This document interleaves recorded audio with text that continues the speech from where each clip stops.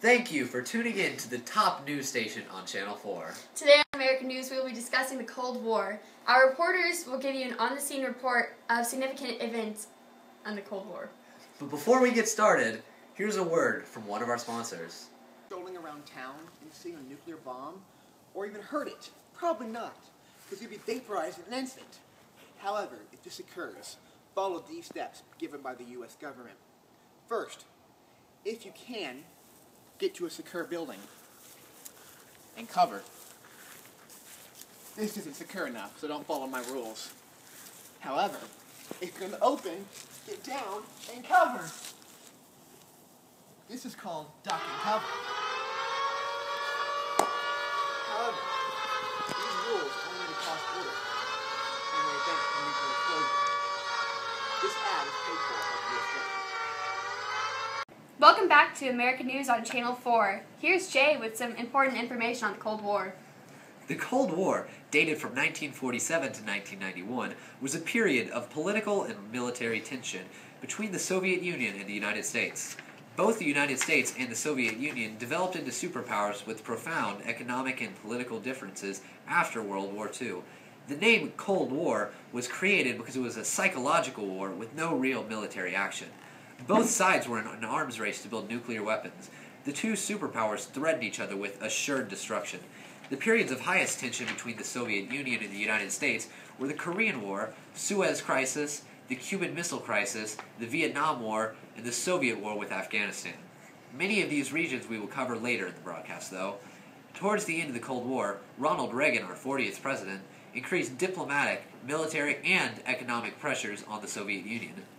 This pressure also occurred at the same time as the Soviet War in Afghanistan and during a time of the Soviet economic depression. The Soviet Union eventually fell apart with the Mikhail Gorbachev refused to aid East Germany. Vice President George H. Bush said, "By the grace of God, America won the Cold War." In other news, the Soviet Union, Bulgaria, Czechoslovakia, East Germany, Hungary, Poland, Romania, and Albania created the Warsaw Pact in 1955. The pact was a mutual defense treaty between 8 communist states of Central and Eastern Europe. The official date of the treaty is May 14, 1955, and was signed in the Warsaw, Poland. The Warsaw Pact was a Soviet reaction to the integration of West Germany in NATO. Here are Julie and Elizabeth with more on this event. An outcry in Warsaw. The Soviets are furious with NATO for admitting West Germany. The 8 communist nations are here to discuss a treaty to counteract NATO. We have just heard that Marshal Logan has initiated a pact to promote military and economic cooperation among its signatories. Now back to Haley and Jay in the studio. After the creation of NATO and the Warsaw Pact, both the Soviet Union and the United States emerged as superpowers of the world. Major news! On January 20th, 1961, John F. Kennedy was elected as President of the United States of America. Before John F. Kennedy was elected, he was active in the Cold War sanctions. While running for president, he promised money for heavy defense and a nuclear arsenal. During his inaugural address, he let every nation know not to mess with America. Sounds like a true patriot. Yes, Jay, yes he was. This election further caused tension between the United States, Cuba, and the Soviet Union. Let's go over to Julie and Elizabeth to discuss the Bay of Pigs. Behind us is an attempt to invade the southern coast of Cuba at the Bay of Pigs in order to overthrow the government led by Fidel Castro. We have just heard that JFK is not sending air support. Looks like the invaders are going to lose this one. This event will be an embarrassment to the Kennedy administration. Now back to Jay and Haley in the studio. Now we are going to let our special correspondent talk to us about the Cuban Missile Crisis. Oh, hi. I'm here to discuss the Cuban Missile Crisis. It was a 13-day confrontation between the Soviets, Cubans, and Americans. It is regarded as one of the most major events during the Cold War. The U.S. Was in the Cuban Bay and created a blockade to block out weapons of mass destruction from reaching Cuba. This is one of the highest points of tension during the Cold War. Now back to Julie Elizabeth with more on this info. We are on the scene of the Cuban Missile Crisis. Behind us is the U.S. blockade over Cuba. The blockade's purpose is to keep the Soviets from shipping nuclear weapons into Cuba.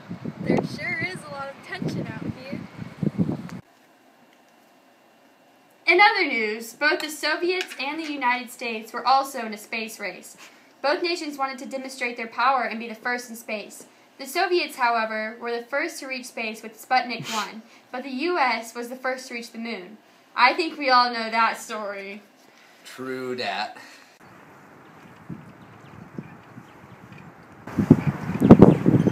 I, Ronald Reagan, want to make America great again. Just 4 short years ago, inflation was extremely high. Under my administration, I have cut it in half. Also, we're in a great conflict with the Soviet Union. I will end that conflict by any means. Remember, America, vote Reagan Bush 84.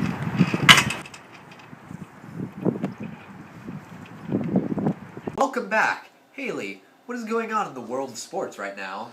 People all around the world have heard of the Miracle on Ice. During the 1980 Winter Olympics in New York, the United States hockey team, made up of amateur and collegiate players, defeated the powerhouse Soviet team. Let's go back to our special correspondent, Grayson, here with an important report that will literally change history. Oh God, I didn't see you. Well, thank you, Jay. I'm here to tell you about the fall of the Soviet Union. The Soviet Union fell as a result from increased military and economic pressure from the greatest president ever, Ronald Reagan. During the late 1980s, the Soviet Union was in economic depression and was in war with Afghanistan. Mikhail Gorbachev tried to incorporate glasnost and perestroika to improve the situation in the Soviet Union. These policies tried to increase political liberalization. However, they failed epically. These policies led to nationalist movements in the republics and caused them all to declare independence in 1991. Live from Moscow, we have a special interview. Now let's give it over to Elizabeth. We are here with Mikhail Gorbachev. Can you tell us what you will say at your farewell speech, which will signify the end of the USSR and the Cold War? I will say, the threat of world war is no more. You have implemented policies that promoted perestroika. How do you feel about that policy in the light of the breakup of the Soviet Union? Life is much richer and more complex than even the most perfect plans to make it better. It ultimately takes vengeance for attempts to impose abstract schemes, even with the best of intentions. Perestroika has made us understand it's about our past, and the actual experience of recent years has taught us to reckon with the most general laws of civilization. I have long ago made a final and irrevocable decision. Nothing and no one, no pressure, either from the left or the right, will make me abandon the positions of perestroika and new thinking. I do not intend to change my views on convictions. My choice is a final one. What are your thoughts on communism? We have retreated from their perennial values. I don't think that we need any new values. The most important thing is to try to revive the universally known values from which we have retreated. As a young man, I really took to heart the communist ideals. A young soul certainly cannot reject things like justice and equality. These were the goals proclaimed by the communists. But in reality, that terrible communist experiment brought about repression of human dignity. Violence was used in order to impose the model on society. In the name of communism, we abandoned basic human values, so we came to power in Russia. I started to restore those values of openness and of freedom. Thank you, Secretary General Gorbachev, for your candid words. That was fascinating and interesting. Now let's send it out to Julie with President Ronald Reagan in Washington, D.C. Good morning, America. Mr. President, if you could say one thing to Secretary General Gorbachev, what would it be? General Secretary Gorbachev, if you seek peace, if you seek prosperity for the Soviet Union and Eastern Europe, if you seek liberalization, come here to this gate. Mr. Gorbachev, open this gate. Mr. Gorbachev, tear down this wall. As we come to the end of the Cold War, what are your thoughts on our military and our ability to defend ourselves? Above all, you must realize that no arsenal or no weapon is in the arsenals of the world is so formidable as the will and moral courage of free men and women. It is our weapon our adversaries in today's world do not have. The United States of America has fought for freedom around the world. What are your words of wisdom to other countries? Democracy is worth dying for because it's the most deeply honorable form of government ever devised by man. Freedom is never more than one generation away from extinction. We didn't pass it on to our children in bloodstream. It must be fought for, protected, and handed down to them. Thank you, Mr. President, for your insights. Your words will continue to inspire generations throughout the world. Thank you, Julie. And remember, America, Reagan Bush 84. Before we leave, let's send it over to Grayson, our special correspondent, who's going to be doing an interview with his grandfather. I'm here with my grandfather, Joel Glenn, and he was a United States Secret Service agent in the 60s, 70s, and 80s, assigned to Presidents Nixon, Ford, Carter, and Reagan. Can you tell me your experiences with the Cold War?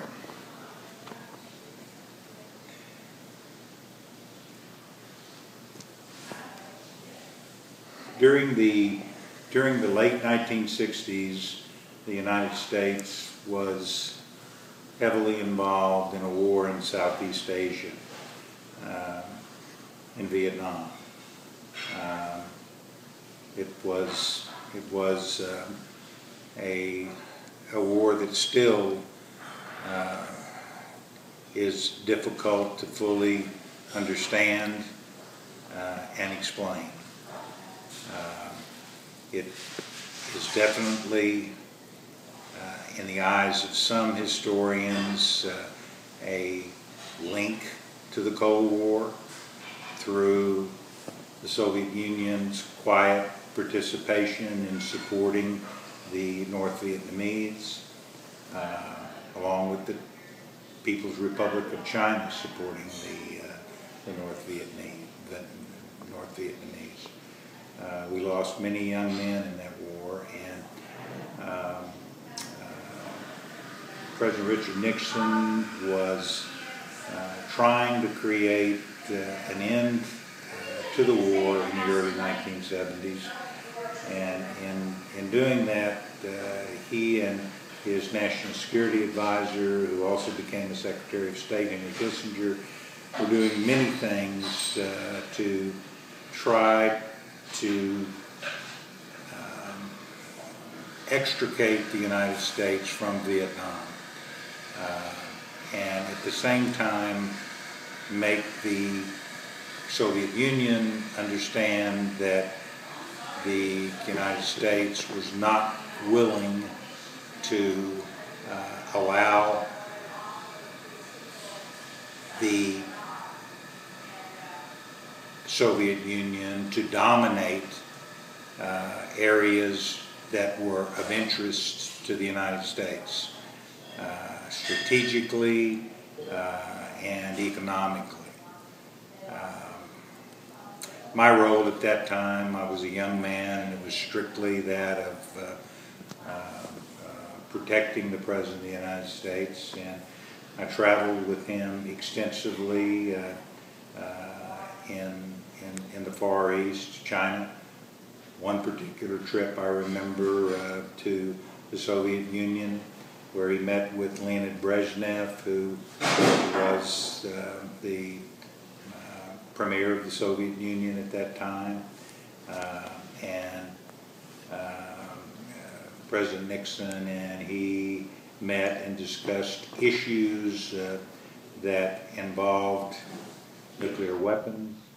The United States had thousands, the Soviet Union had thousands, and within that meeting, some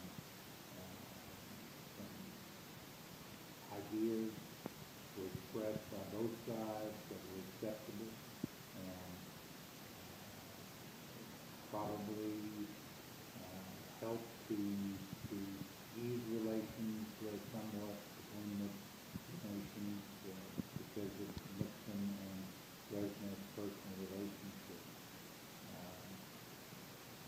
And that's part of diplomacy, developing personal relationships between leaders of countries. Things that throughout the Cold War were very difficult to accomplish. On this particular trip, after President Nixon met with Brezhnev, we traveled to Iran and to Yugoslavia and to Spain and various other countries. But those particular countries, though not directly related to Cold War politics, were all heavily involved in various issues that related to future conflicts and current Cold War issues involving international terrorism. I remember a story involving me personally. We were in Tehran, and I was a Secret Service advance agent, and I went out to ahead of the president to do a security survey at the tomb of the Shah of Iran's father. President Nixon was going to lay a wreath on the tomb. And I'd been working with one of the Iranian Sabak generals in setting up security. And while we were at the location preparing for the Shah and the president's visit,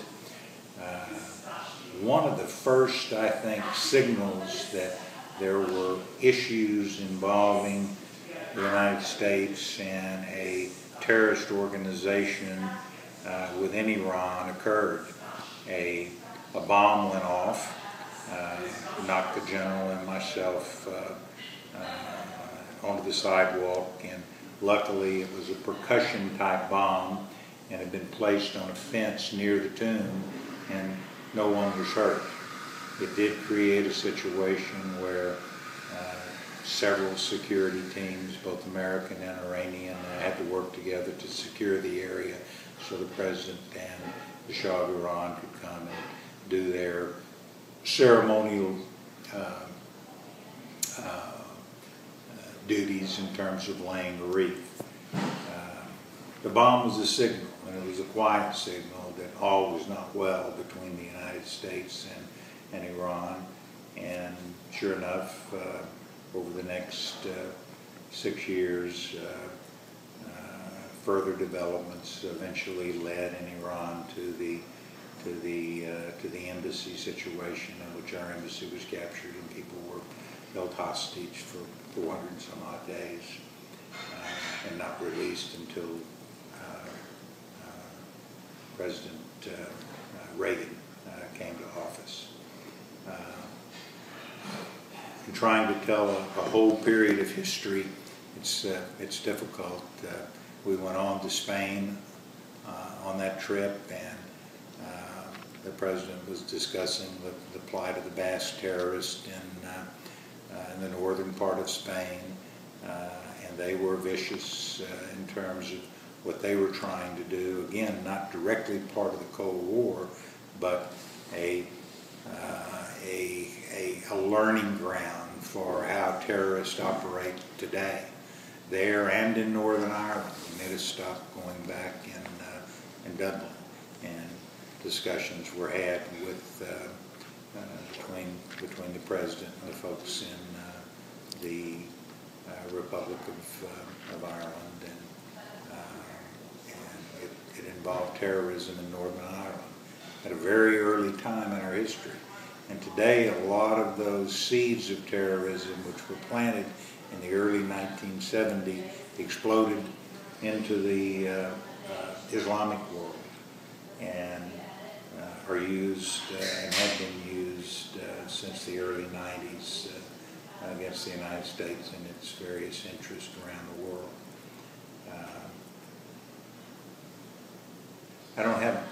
I really don't have an opinion that I would absolutely share, because these were moments in American history that many of them involved situations where they were secret then, and they're secret today, and they should remain so. But I will say that I think America's efforts to create a world where people are economically secure, help create a world where people are economically secure, and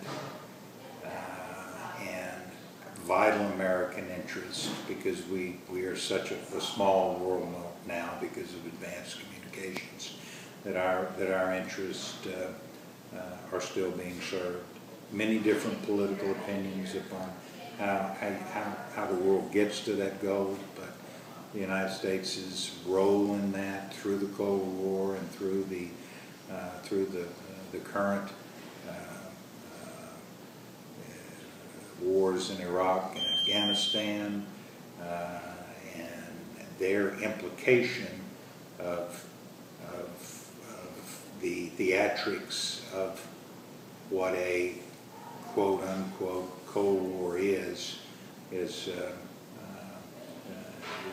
something that's good to study and to think about, and know as young people that these problems are still not solved. And they will affect all of you all for many generations to come. What's going on in Israel and Iran tonight is going to affect you and your children, and it affected us. And these were just some kind of small remembrances, more of being at a time and place in history where many of these things were going on.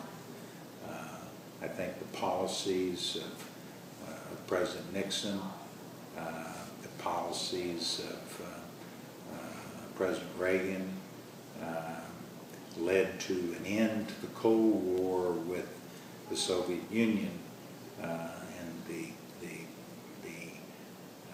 yet, even with the end of the Cold War with the Soviet Union, the fact remains that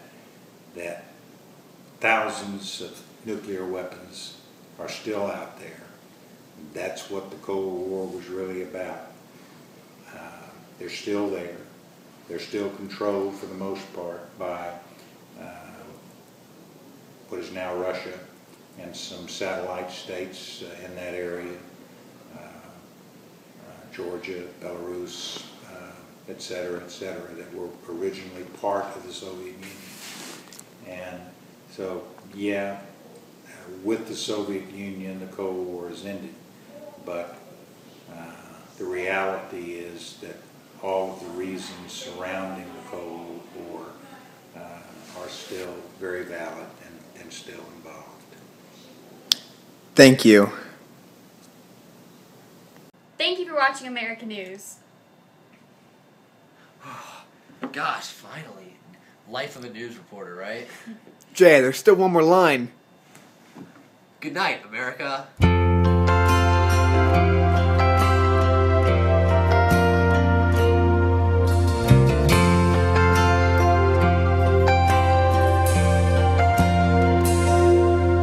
If tomorrow all the things were gone, I'd work for all my life, and I had to start again with just my children and my wife.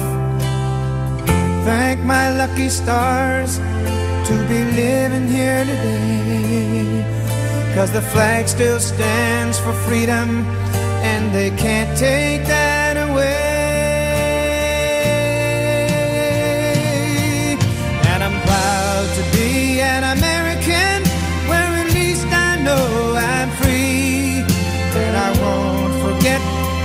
who died, who gave that right to me, and I gladly stand up next to you and defend her still today.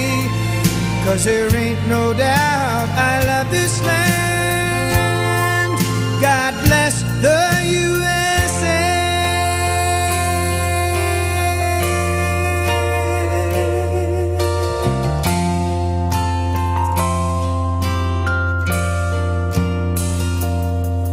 From the lakes of Minnesota to the hills of Tennessee, across the plains of Texas, from sea to shining sea, from Detroit down to Houston and New York to LA.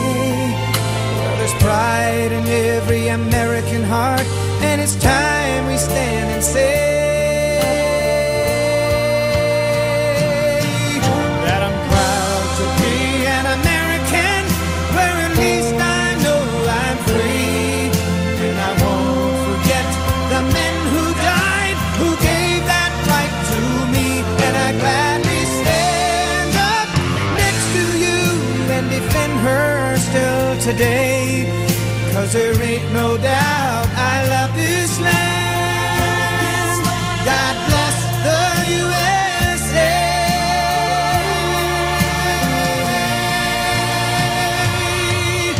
And I'm proud to be an American, where at least I know I'm free. And I won't forget the men who died, who gave that right to me, and I gladly stand up next to you and defend her still today. 'Cause there ain't no doubt I love this land. God bless the